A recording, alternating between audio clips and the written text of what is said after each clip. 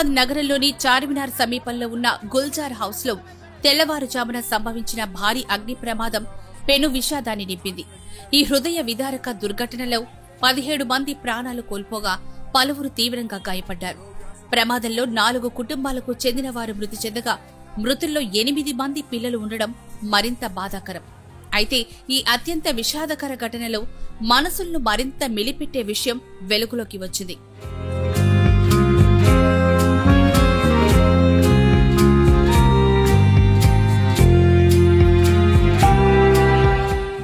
ప్రస్తుతం వేసవి సెలవులు నడుస్తున్నాయి.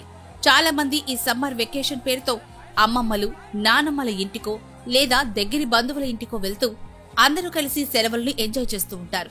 ఇదే క్రమంలో హైదరాబాద్ లో స్థిరపడిన ఓ వ్యాపారి ఇంటికి కూడా పశ్చిమ బెంగాల్ నుంచి బంధువులు, కుటుంబాలు వచ్చాయి. 4-5 కుటుంబాలు చాలా కాలం తర్వాత గెట్ టుగెదర్లా కలవటంతో చాలా సంతోషంగా గడిపారు. లేట్ నైట్ వరకు ఎన్నో కబుర్లు చెప్పుకుంటూ నిద్రలోకి జారుకున్న ఆ కుటుంబాలకు అది చివరి రాత్రైంది. గాఢ నిద్రలో ఉండగానే ఒక్కసారిగా మంటలు చెలరేగగా ఆ మంటల్లోనే వారి జీవితాలు తెల్లారిపోయాయి.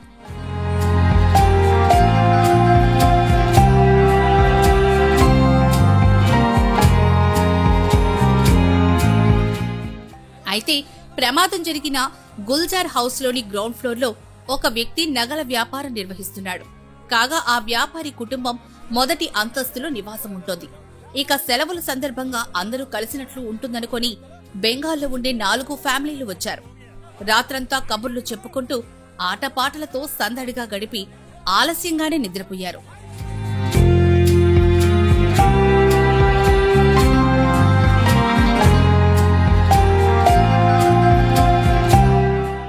తెల్లవారుతున్న సమయంలో ఒక్కసారిగా మంటలు చెలరేగాయి. ఏం జరుగుతుందో తెలిసే అవకాశమే లేకుండా గాఢ నిద్రలో ఉన్న వారిని మంటలు, పొగలు కమ్ముకున్నాయి. చుట్టుపక్కల కూడా పొగ కమ్ముకోవటాన్ని గమనించి ఫైర్ ఇంజిన్ కు కాల్ చేశారు. హుటాహుటిన ఘటనా స్థలానికి చేరుకున్న ఫైర్ సిబ్బంది మంటల్ని ఆర్పేందుకు ప్రయత్నించారు. అయితే అప్పటికే తీవ్ర స్థాయిలో పొగ కమ్ముకోవటంతో ఇంట్లో ఉన్న వారికి ఊపిరాడని స్థాయికి వెళ్లిపోయారు. అందులో 3 అక్కడికక్కడే ప్రాణాలు వదిలారు. ఇక ఆస్పత్రికి తరలించే సమయంలో కొందరు చికిత్స పొందుతూ మరికొందరు మరణించారు. ఇలా ఇప్పటికే 17 మంది ఒకే ఫ్యామిలీకి చెందిన కుటుంబ సభ్యులు ప్రాణాలు కోల్పోవడం ఇప్పుడు నగరాన్ని కలిచివేస్తోంది.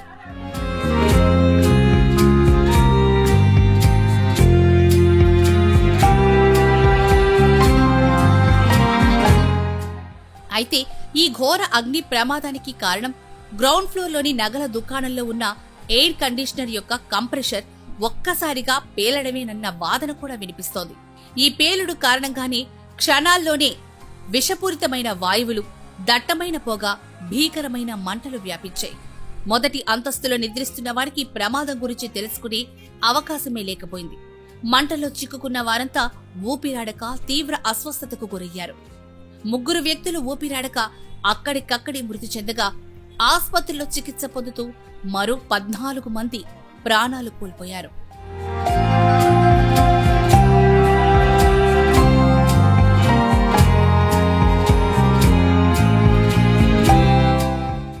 ఈ హృదయ విదారక ఘటన పాత బస్తీ ప్రాంతంలోనే కాదు, నగరమంతా తీవ్ర విషాదాన్ని నింపింది. పోలీసులు కేసు నమోదు చేసుకుని దర్యాప్తు చేస్తున్నారు. ప్రభుత్వం మృతుల కుటుంబాలకు సానుభూతి తెలియజేయడంతో పాటు అన్ని రకాలుగా సహాయం అందించేందుకు చర్యలు తీసుకుంటోంది. ఇప్పటికే ఈ ఘటనపై ప్రధాని నరేంద్ర మోదీ, సీఎం రేవంత్ రెడ్డి, మల్లికార్జున ఖర్గే, రాహుల్ గాంధీ, మాజీ సీఎం కేసీఆర్, ఏపీ మాజీ సీఎం వైఎస్ జగన్ తీవ్ర దిగ్భ్రాంతి వ్యక్తం చేశారు. ఇక ఈ ప్రమాదంలో ప్రాణాలు కోల్పోయిన మృతుల కుటుంబాలకు ఒక్కొక్కరికి 2 లక్షల పరిహారం ప్రకటించగా రాష్ట్ర ప్రభుత్వం కూడా 5 లక్షల పరిహారాన్ని ప్రకటించింది. క్షతగాత్రులకు మెరుగైన చికిత్స అందించాలని ప్రభుత్వం ఆదేశించింది.